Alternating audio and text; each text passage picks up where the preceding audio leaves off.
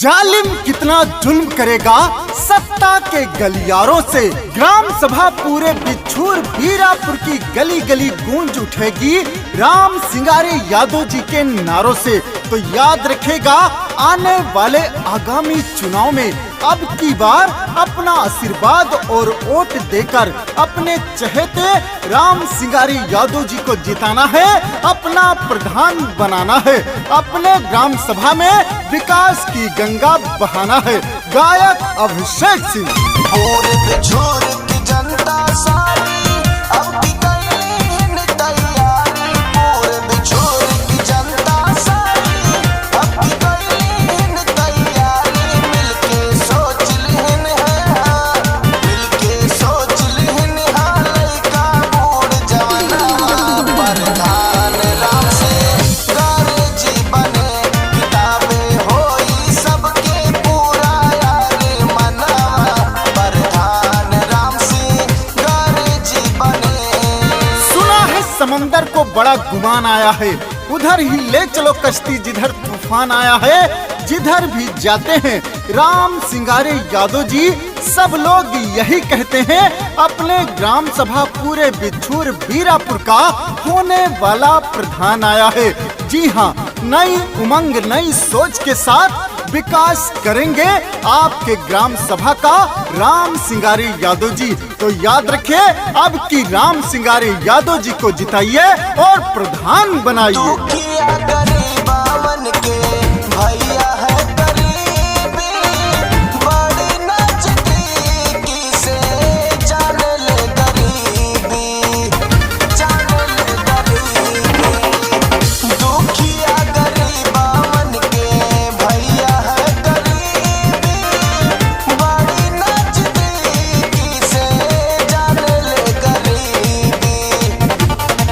कहते साथी सबके हमेशा इनके जैसे इंसान न देखा, रहते साथी सबके हमेशा इनके जैसे इंसान न देखा। बूढ़े बुजुर्गन के हाँ, बूढ़े बुजुर्गन के हाँ भैया करते समनावा, प्रधान राम से गारे जी बने, किताबें पूरा होई सबके यारे मनावा, प्रधान राम से गारे जी बने।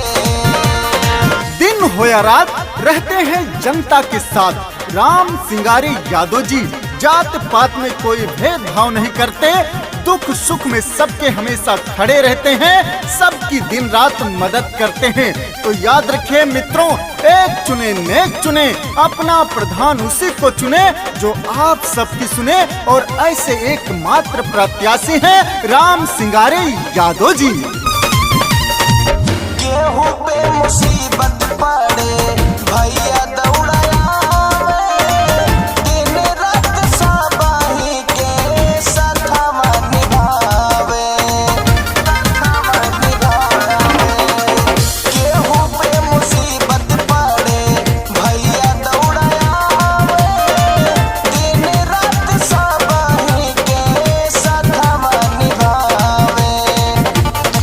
अब की अजमाई के देखा नहीं दे केहू के धोखा, अब की अजमाई के देखा नहीं दे केहू के धोखा। पूरे बिछोर के भैया बीरापुर के बाटे भैया हीरा रतना, प्रधान राम से गारे जी बने, किताबें होई सबके पूरा यारे मनावा, प्रधान राम से गारे जी बने।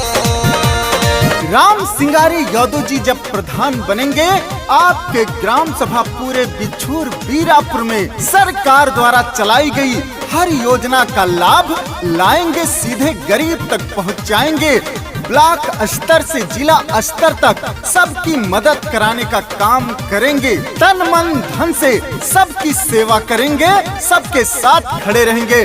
तो याद रखिए किसी के लालच किसी के बहकावे में नहीं आना है, अब की बार अपना प्रधान राम सिंगारे यादव को बनाना है। राम सिंगारे भैया